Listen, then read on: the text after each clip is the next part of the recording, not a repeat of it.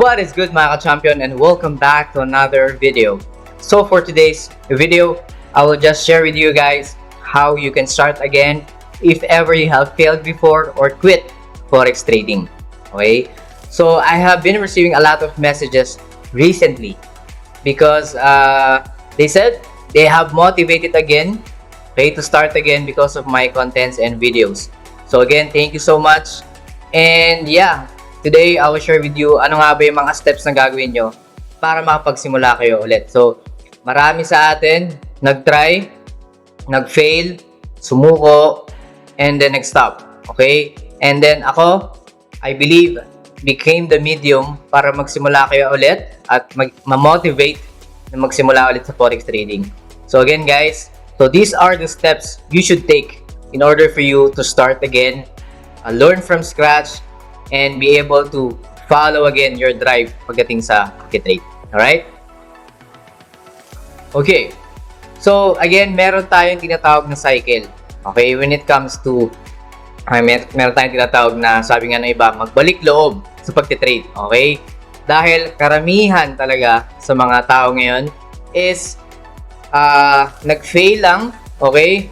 Nag-try, nag-fail in few like a period of time like 1 month, hindi sila nag-succeed, and then nag-stop na sila. Okay, nawawala yung momentum. Okay, hindi sila nagtsatsaga, and then magtataka sila why other people succeed. So tandaan nyo guys, we are learning a skill. So ang skill hindi yan natututunan ng 1 month. Okay, depende sa skill but trading in general is really, it will take more time for you guys na get a hold of this and maging successful. Okay, so some people are talented enough na mag-succeed in the shortest period of time, like for example 1 to 3 months. Okay, anything is possible. Sino lang ang pwedeng makapagsabi kung magsasucceed ka o hindi? Ikaw mismo sa sarili mo. Alright, so meron tayong purpose, why quit, timeline, focus, and consistency. Okay, kung kayo ay magsisimula ulit, punta tayo sa purpose. Okay? Tanungin nyo muna guys. Okay? Tanungin nyo muna. Ano nga ba yung purpose nyo? Okay? Bakit nyo gustong mag-trade ulit? Okay? If ever nag-quit ka before. Ano bang purpose nyo? Is it just for a hobby? Okay? Or wala ka na talagang choice kundi to make this work again? Or really want to be a full-time trader? Okay? Or some people may job, may trabaho, may sideline, may business. Make it as an extra source of income. So, kailangan malaman nyo muna, ano bang purpose ko? Bakit ako mag-aaral? O bakit ako babalik sa pag-trade? So, again, we all have different purposes pagdating sa isang bagay. Like, for example, bakit tayo nag-aaral ng ganitong skill? Bakit ako bibili ng ganitong bagay? Everyone has their own purposes. Okay? So, first thing you should do, sit down, focus, calm down, and know your purpose. Why are you going to learn, relearn again yung pagtitrade, especially forex. Okay? So next, now tanungin mo yung sarili mo. Ask yourself, why did I quit before? Okay? Why did I fail? Ano yung mga factors affecting my failure and not succeeding sa industry to? Okay? So meron akong tatlong highlight keywords na normally, definitely dito lang iikot yan. Bakit ka nag-quit? Okay? Una is time. Okay? Bakit? Marami sa atin, maraming excuse. Okay?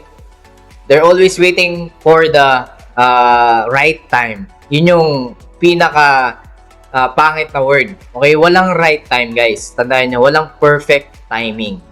If you want to make things happen, do it now. Okay? The best timing, I believe, was yesterday. Lagi kong sinasabi yan. If you want to do something, whatever conditions, environment, whatever your life situation is, start now, okay? You yourself will drive anong mangyayari sa'yo, okay? Ikaw lang ang makakasagot niyan. So, maraming excuse, hindi dahil wala kang time. You just have a poor time management sa ginagawa mo. May trabaho ka, you're not working 24 hours, okay? You still have a lot of time, kumain, mag-sleep, okay? So, it's just that you maybe have a poor time management. Isa pa, wala kang focus. Kung gusto mong pag-aral isang bagay, make time for it. Okay? Second, effort. Okay, dyan. Diyan nagkakaiba-iba kong mga estudyante. Okay? Merong marunong dahil matagal na silang nag-aaral ng trading pero hindi consistent or hindi profitable dahil mag-chart ka lang every now and then kung kailan lang libre, kung kailan lang convenient sa oras nila versus yung baguhan na tinuruan ko, okay? New enrollee, and then become consistent profitable, I believe, in the first 3 months. Why? He is charting every day. Okay? So, ibig sabihin yan, he puts a lot of effort to something na makakapagpabago sa buhay niya. Okay? So, yung iba naman, they don't treat this as a business. Hobby lang. Okay? So, again, we all have different, back to number 1, purpose. Ano ba purpose nyo? Okay? Third, pinakamalaking problema sa lahat, wala tayong kapital. Karamihan sa mga tao, yung dahilan, naku, wala akong kapital dyan. Dyan papasok si XM. Okay? Tandaan nyo guys, XM has promotions pagdating sa bonuses when you want to open an account. Okay? You want to open an account, trading account, makapagsimula, dyan papasok yung trusted nating broker, which I represent, which is yung XM. Okay? So, kung gusto nyo magsimula, mag-open ng account, okay, check and click the link at the description below. Okay? Use my affiliate link, TFP Champion Forex link, dyan sa description. And definitely, I will assist you and I will add you. You can also join our exclusive XM Plus TFP Champion Forex private group. Okay? So, I will give a lot of benefits para sa inyo guys. Mas matuto pa kayo mag-trade. So, use my link for opening account. It's a must. Okay? Under XM. Alright? So, problema nga dyan, sabi nga natin, kapital. So, if, okay, yung iba naman nagsasabi, napapansin ko is they're not serious on making this as a living. Kumbaga, sabi ko nga, no, problema sa kanila, they are not saving for something. Okay? Kung may work ka, mag-save ka para may pang-capital ka. There's no excuse. Okay? Unless talagang isang kahig isang tuka, no? So, but again, walang excuse. Everyone can make money. Okay? It's just that marami tayong iba't iba lang ang diskarte. So, I leave it up to you guys kung paano kayo kikita ng pera. But to make up for a capital para sa trading account, maraming ways. Okay? And next, dyan papasok, kung magsisimula kayo ulit, timeline. Give yourself target. Give yourself timeline. Okay? So, bakit? Example to. I am not saying na gawin nyo to, but these are just example para makapagsimula kayo. I'm already giving you ideas para makapagsimula. Okay? First month, learn from scratch. Again, meaning master the basics. So, kung wala kayong resources, go check my old videos way back 2020. Meron akong series, Learn from Scratch series. Doon pa lang, again guys, you will have a deeper understanding sa pagsisimula sa pagpa-forex or pag-trading in general. Okay? And in relation to dun sa capital natin, no? Habang nag-aaral ka, mag-ipon ka na. Okay? Hindi naman masama mag-ipon ka 100 every week or 500. Nasa na yun guys. So, walang excuse, walang reason para hindi ka magkaroon ng capital. Okay? Kung nagtrabaho ka, or may business ka, may savings ka na, then well and good. Okay? But, start saving for capital. Bakit? Next month, second month, okay? Diyan na papasok yung practice. Of course, if you want demo, it's okay. But, the real trading experience comes to the third month. Okay?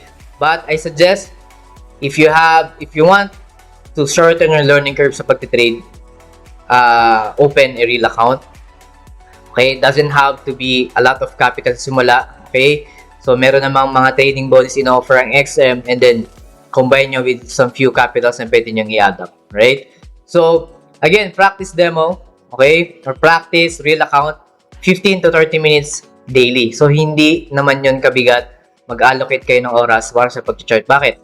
This is one way, one step ahead, one step closer para ma-meet nyo yung gusto nyong trading goals dito sa journey nyo. Okay? So, magkaiba yung marunong sa hindi nagpa-practice lagi sa hindi marunong pero laging nagbibigay ng effort mag-practice. So, crucial yung second month nyo.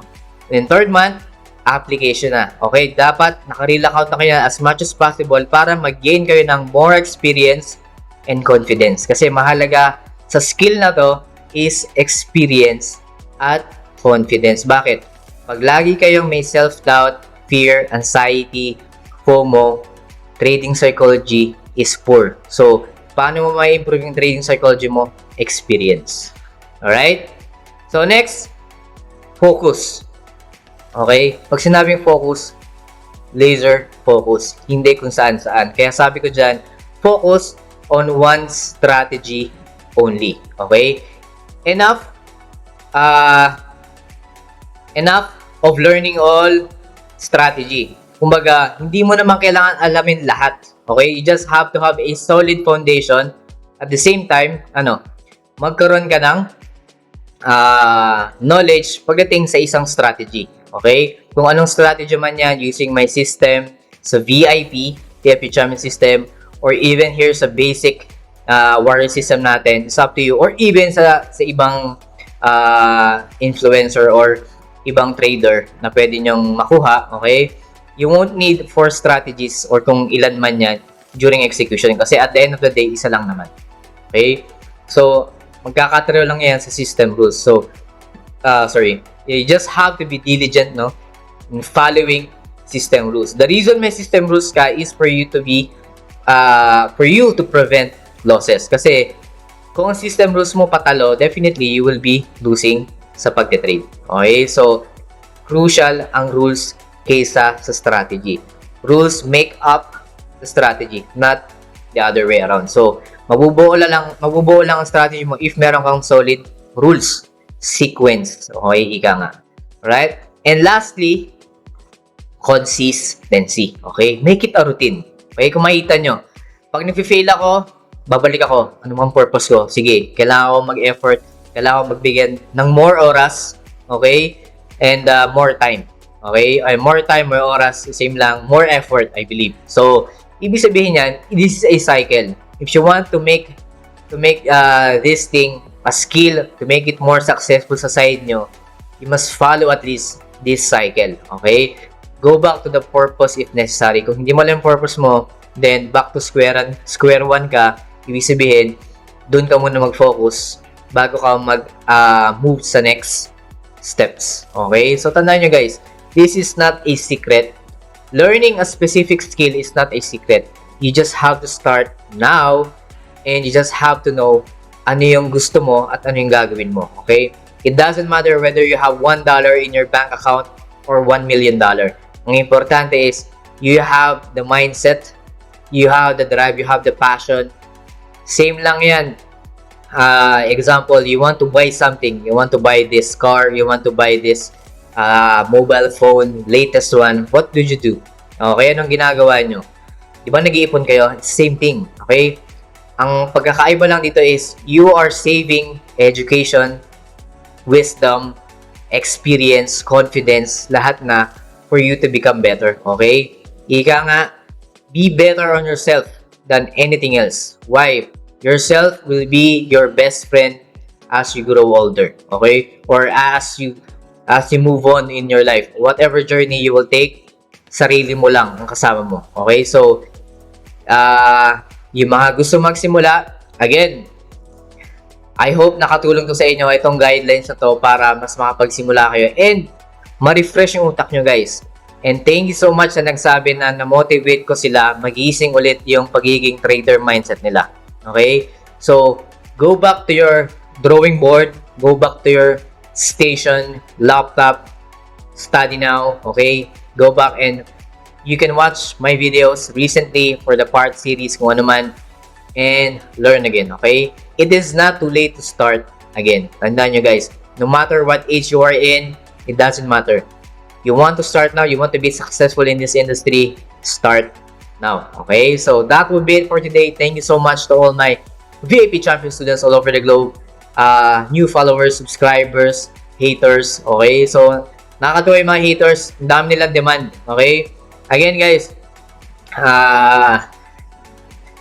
don't be mean, okay? So, I'm just sharing education. If you know better than I do, okay? Put up your own YouTube channel and teach everyone, okay? So, don't be so mean, lalo na yung iba, Instead na mainis ako, I'm just laughing out loud. But again, you cannot please everyone. I accepted that. But yung mga sinasabi nyo, alam ko naman yun. Okay? So, I'm just putting up this channel para mas ma-educate yung iba. Okay? For me, trading, there's no right or wrong. It's just that merong strategy that works for some but doesn't work for some. So, ibig sabihin yan, minsan ang problema, hindi sa strategy, nasa sayo. Okay? So, you want to start now. Alright? So, that will be all, and God bless. Bye-bye. So, I just want to inform and announce that our TFE VIP Champion Student private Discord community is already up. And yeah, here we have several channels wherein we share our technical trading ideas among each other. And of course, we also have our weekly trade ideas para sa ating mga weekly forecast para sa mga currency pairs. And some announcement section. And of course, since tayo ay global, of course, we have other students as well na galing sa mga ibang bansa overseas. So, here we introduce ourselves and introduce kung saan tayo galing, sa bansa tayo ngayon, OFW man o hindi. But nevertheless, this is a healthy community para mag-share ng mga trading ideas para sa inyo guys. And hopefully, I will be putting up a server publicly para sa mga baguhan naman and those mga followers and subscribers natin. Alright? So, yeah, this is just a minor announcement and hopefully guys, you can join us and make this community grow lalo na sa ating mga estudyante nag-aaral. Alright guys, so mga baguhan pa lang. But nevertheless, everyone here wants to learn, wants to make profit from the market. But as much as possible, we're all equal in the eyes of the market. Alright guys, so that would be it. So yun lang and thank you very much. Alright.